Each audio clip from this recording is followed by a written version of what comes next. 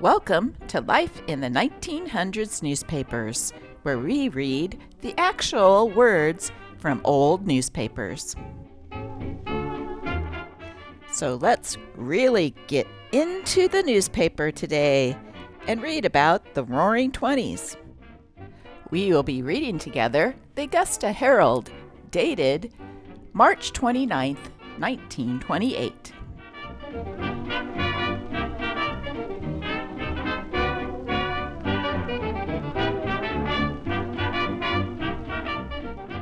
Plane has been in air since Wednesday morning.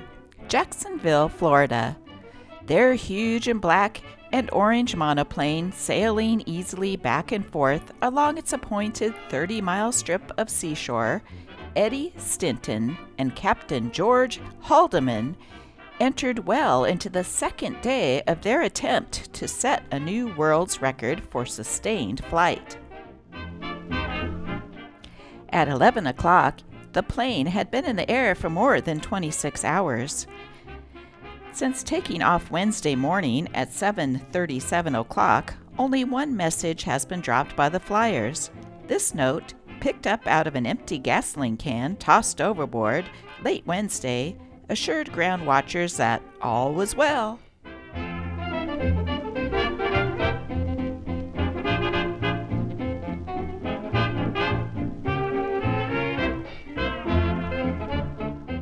Boys wash suits.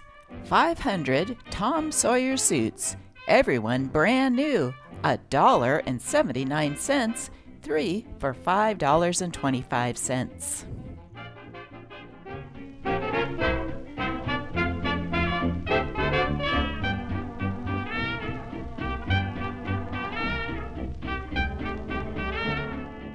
Awarded first prize and gold medal at the Great Tea Expositions in Ceylon and India as the finest tea grown. Lipton's Tea, largest sale in the world. And how? Oh, Philip, what can equal the warmth of a true woman's love? The heat of her temper, my dear. What's that? First farmer. I've got a freak on my farm, a two-legged calf. Second ditto. I know, he called on my daughter last night. Flapper Fanny says, after all, there's not much difference between being kittenish and catty.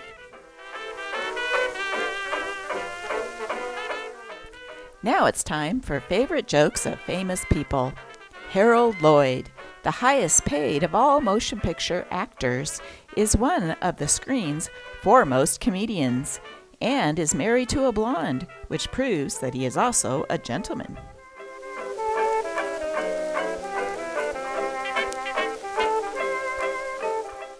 Harold Lloyd says, I was telling this story to a crowd at the studio the other day.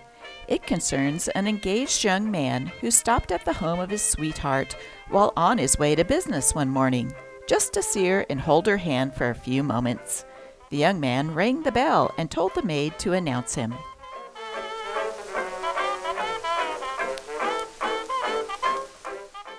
Presently, the girl poked her head out of the bathroom door and cried, "Hello, Jack, dear." "Hello," Jack called back. "Come on down." "I can't, Jack. I'm in my bath." "I won't keep you but a moment. I haven't, got anything on," was the hesitant reply. "Well, slip on something and come on down," Jack insisted. "So," said Harold, "I concluded the story by saying, she slipped on a cake of soap and came on down."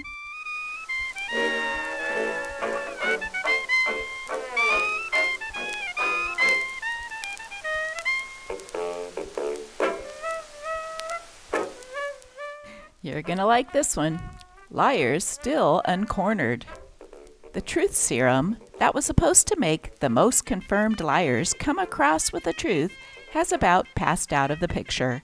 But now a judge in North Carolina has said that he can detect a liar by his Adam's apple.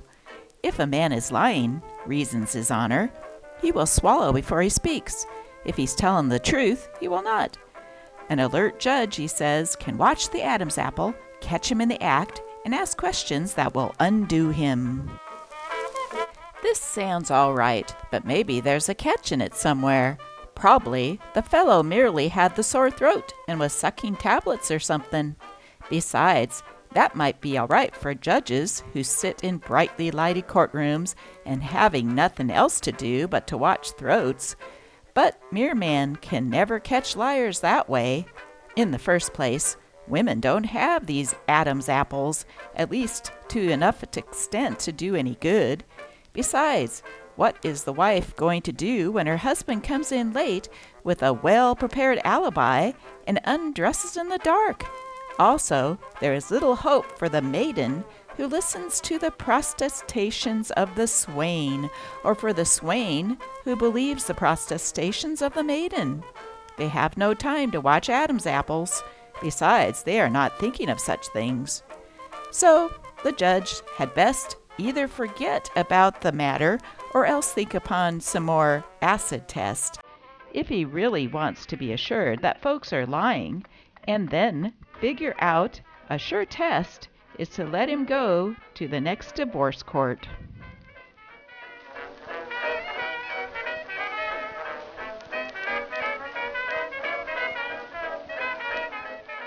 Here's an article we can all agree on. Let me know what you think in the comments below.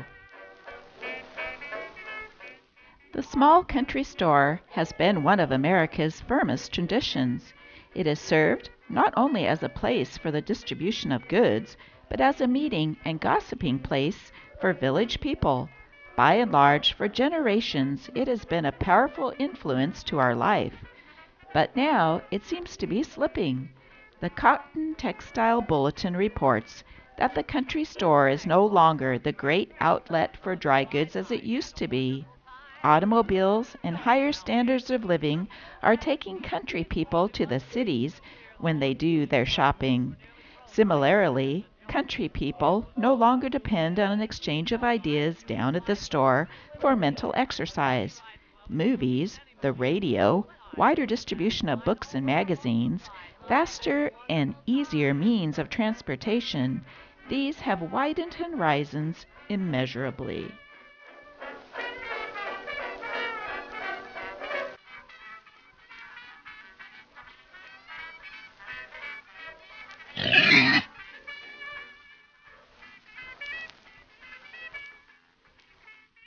Now showing at the Imperial Theater, Wallace Beery and Raymond Hatton in Partners in Crime, cleaning up on all the laughs in the world, the impressible, irresistible comedy pair in a new riot of fun.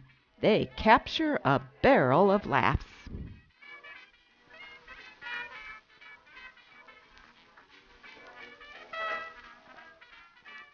A dainty home for the things you eat. The White Frost refrigerator is as clean as a china plate. Because of its circular form, there are no corners which impurities may gather.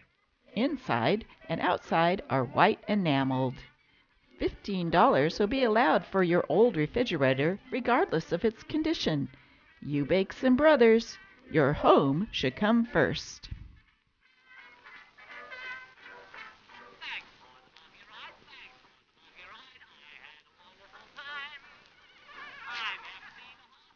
Or Jailbird. Kind old lady. You say you were locked in a cage for 10 years. Were you in prison, my good man? Tramp. No, mum, I was a canary.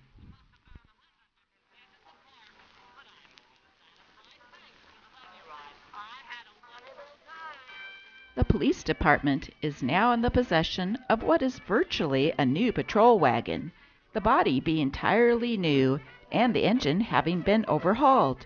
The shiny Black Maria, which has not yet been put to use, was rolled into the yard of the police barracks Friday morning and is awaiting its first load of prisoners. While the seats are comfortable, there is little danger of there being a scramble for the first ride.